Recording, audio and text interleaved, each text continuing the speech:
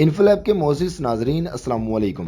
भारतीय अदाकार और भारतीय मशहूर क्रिकेटर युवराज सिंह के वालिद युगराज सिंह ने किसानों के एहतजाज में मोदी और उसकी हुकूमत को खरी खरी सुनाई। उन्होंने हिंदुओं को मुसलमानों का गुलाम कहा कि हिंदू 100 साल तक मुसलमानों के गुलाम रहे और मुसलमानों के जूते साफ करते रहे। उन्होंने कहा कि हिंदुओं पर भरोसा नहीं किया जा सकता, ये अपनी माँ बहन की कस्में खाकर भी मुकर जाते हैं।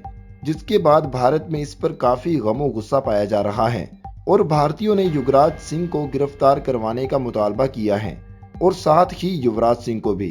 भारतीय सार्फिन ने युवराज सिंह को गिरफ्तार करवाने के लिए ट्विटर पर ट्रेंड चलाए और युवराज सिंह से मुतालबा किया गया कि वो अपने बाप की इस बदतमीजी पर माफी मांगे, जबकि कई भारतीय सार्फिन ने इसकी सजा युवराज सिंह को देने का मुतालबा भी किया और कई भारतीय सार्फिन ने युवराज सिंह को दुनिया का कैंसर करार दे दिया।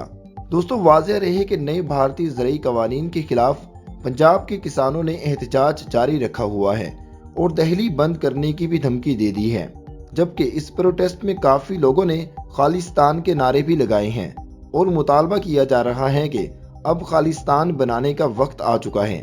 जबकि दूसरी तरफ ये एहतजाज सिर्फ भारत में नहीं बल्कि सिख बरादरी की जानिब से पूरी दुनिया में किया जा रहा है।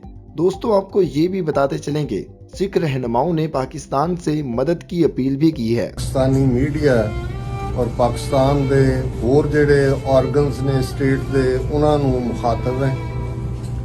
बड़े अफसोस की गल है कि अज जो कुछ दिल्ली दे दुआले हो रहा है, जिथे 5 लाख सिख पंजाबी किसानां ने आके दिल्ली नूं घेरिया होया है 5 एंट्री पॉइंट्स दे उत्ते, इस बारे पाकिस्तान वालों हमायत तो दूर की गल, उस दे मीडिया ने इस प्रति कोई बहुता ध्यान भी नहीं दिता और इसकी कवरेज भी नहीं की। और ये गल का ध्यान रहे कि भारतीय हाकमां ने जिवें हिंदूत्व के एजेंडे के थले जो हाल 5 अगस्त 2019 नूं कश्मीर का कीता है, CAA वर्गे कानून लिया के 200 मिलियन मुसलमानों नूं किवें टारगेट कीता है, किवें आसाम दे विच 2 मिलियन मुसलमानों नूं स्टेटलैस बनाया और एक खौफ पैदा किया होया है। और सिख खलोते ने उस हिंदूत्व की आइडियोलॉजी नूं चैलेंज करन लई कल्ला दिल्ली दे विच नहीं, दुनिया भर च डायस्पोरा सिखां ने इस मुद्दे दे उत्ते आवाज बुलंद की है।